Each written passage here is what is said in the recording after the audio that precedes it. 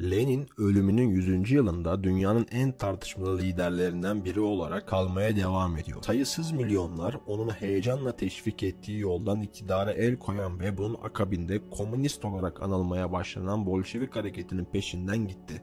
Onların dünyayı iyi yönde değiştireceğine inandılar. Daha fazlası da değişimin kötü yönde olacağı kanısıydı. Onlarla savaşa girdi. Böylece geçen asırda Rusya'da ve Çin başta olmak üzere birçok ülkede 100 milyondan fazla insanın hayatına mal olan çatışmalar başladı. Mehmet Tanju Akat. Ekim ihtilalinin ruhu gerçekten de Lenin'di ve bu ilk kuruluş aşamalarında ne yapılacağını bilen bir tek o gibiydi. Seveni de nefret edeni de çoktu.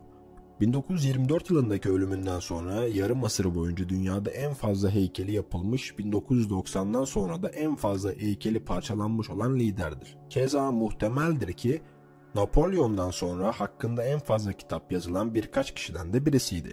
Halbuki ülkesini son derece çalkantılı, iç ve dış savaşlarının birbirini izlediği bir dönemde çok kısa bir süre iktidarda kalmış. Dünyada ilk kez farklı bir rejimi kurmak gibi son derece zor ve ucu belirsiz iş yapmaya girişmişti.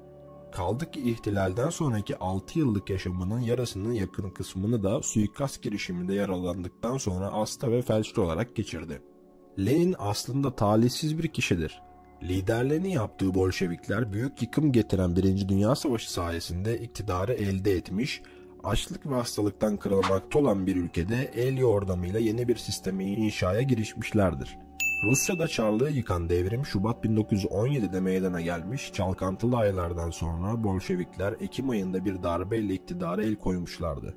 İlk yaptıkları iş iktidar ortaklarını tasfiye etmek ve akabinde de yani rejimin esaslarını belirleyecek olan kurucu meclisi açacağı sabah kapatmıştı. Böylece Sovyetler adına gerçekleşen Bolşevik iktidarı ilk andan itibaren kanla kuruldu ve kanla devam etti. Bolşevikler aslında Petrograd ve Moskova asker Sovyetleri hariç her yerde azınlıktaydı.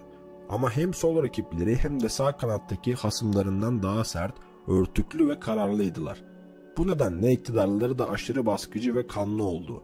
Ancak bunlar Rusya'nın geleneğinde vardı ve devam etti. Dünyada en fazla komünist bu iktidar tarafından öldürüldü. Onlarla birlikte SSCB'yi oluşturan bütün halklarda sayısız kayıp verdi. Lenin'i ve Bolşevikleri anlamak için 19. yüzyıla gitmek gerekir. Batı ülkelerinde geniş kitleleri yoksulluğa mahkum eden kapital birikiminin yarattığı tepki, birçok marjinal akımın yanı sıra büyük ağırlıkla Marksist görüş etrafında bir araya gelmeye başlamıştı.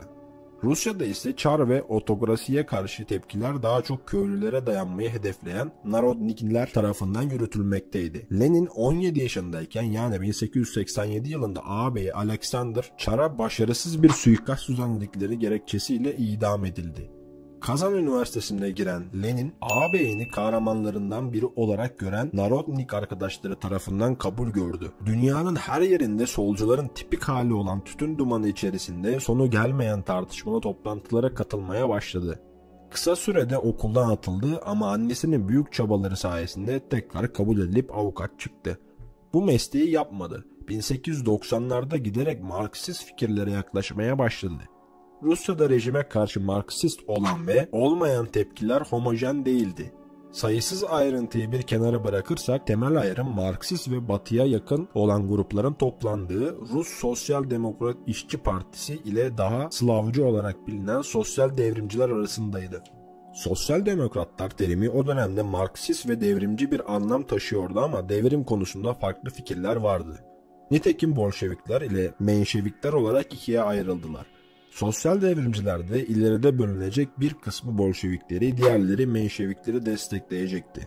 Menşevikler sosyalizmin koşullarının tarihi gelişmenin seyri içerisinde burjuvazinin kapitalizmi geliştirmesinden sonra olgunlaşacağını düşünürken Bolşevikler bunun iradi müdahalelerle elde edilebileceğini kanısındaydı. Batı'nın geçtiği yollardan geçmek zorunda olmadıklarını ileri sürüyorlardı.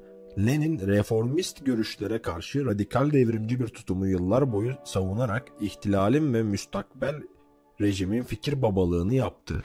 Yoldaşları olan Bolşevikler Çarlığın baskısı altında sertleşmiş, sürgünlerde ve hapishanelerde pişmiş kadrolara sahipti. Bu nedenle iktidarı ele aldıktan sonra hem vaktiyle yanlarında olan diğer sol gruplara hem de düşman olarak gördükleri tüm kesimlere karşı Çarlığın hayal dahi edemeyeceği kadar acımasız bir şiddet uygulayabildiler. Bu şiddet iktidarını bir süre ayakta tuttu ama toplumu içten çürüttü. İçten bir destekten yoksun bıraktı. 73 yıl sonra 1990 yılında SSCB tek bir imzayla ve tek gecede tarihe karışırken kimse Lenin'in ve Bolşeviklerin eserini korumaya koşmadı. Ancak bu eserin Lenin ile ne kadar alakasının kalmış olduğu daima tartışılacaktı. Bir süre daha eski geçmişe dönersek Lenin'in 1895 yılında İsviçre'ye gidip oradaki çoğun Narodnik eğilimli eski ihtilalcilerle tanıştığını, tartıştığını ve biraz hayal kırıklığı içerisinde kaldığını görürüz. Ülkeye döner dönmez izlenmeye başlandı. Çünkü Rus polisi muazzam bir muhbir ve izleme ağına sahipti. St. Petersburg'da işçilere yönelik yayınlar hazırlarken yakalandılar. Bir süre hapsedildikten sonra Sibirya'ya sürgün edildiler. Burada boş durmadı ve ilişkilerini geliştirmek için sürekli dolaşıp toplantı yaparken inatçı bir politikacı olarak ünlendi. Bu aslında sosyalistlerin temel özelliğiydi. 1903 kongresinde aralıksız 3 hafta, 1907 kongresinde de 7 hafta tartıştıkları söylenmiştir ki tütün dumanı içerisindeki laf atışmalarının şehveti onlara açlıklarını, parasızlıklarını ve hastalıklarını bile unutturuyordu.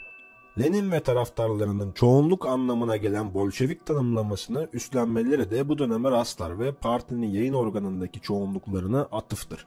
Ama ne devrim öncesinde ne de devrim döneminde genel bir çoğunlukta olmadılar. Profesyonel devrimcilerden oluşan merkezi ve hiyerarşik yapıya savunan bu grup, 1917 sonbaharında iki büyük kentteki asker sovyetlerinin yardımıyla iktidarı ele geçirdiler.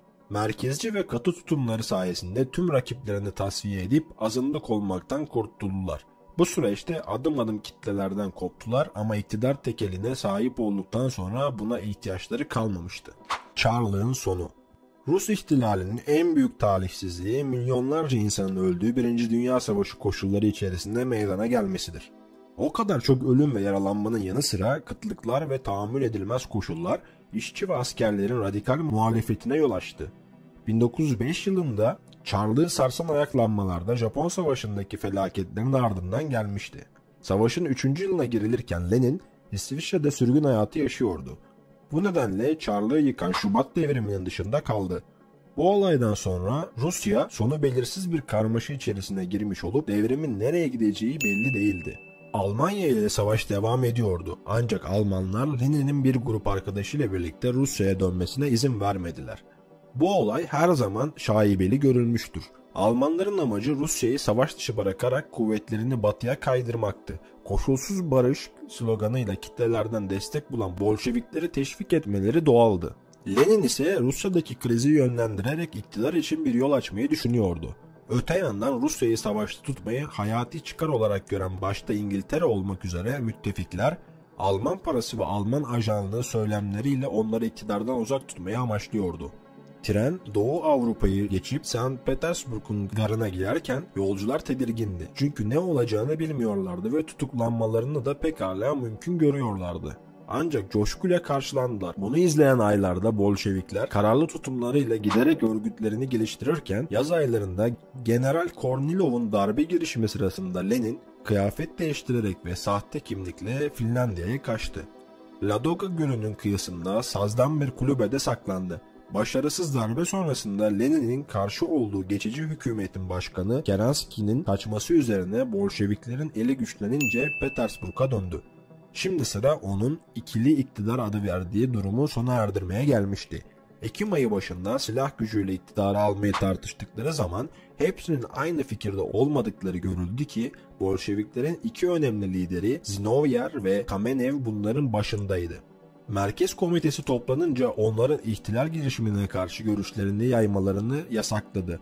Lenin'in onların partiden atılmasının talebi gündeme getirilmedi. Lenin koşulların uygun olduğunu ve şimdi hareket edilirse Avrupa proletaryasının da desteğini alacaklarını savundu.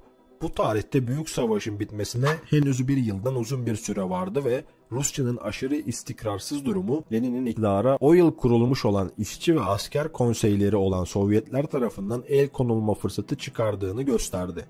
Her ne kadar Bolşevikler sadece bazı büyük şehirlerde güç sahibi olsalar da devrimin kentlerden kırlara yayılacağı, kırların mutlaka onları izleyeceği fikriyle harekete geçtiler.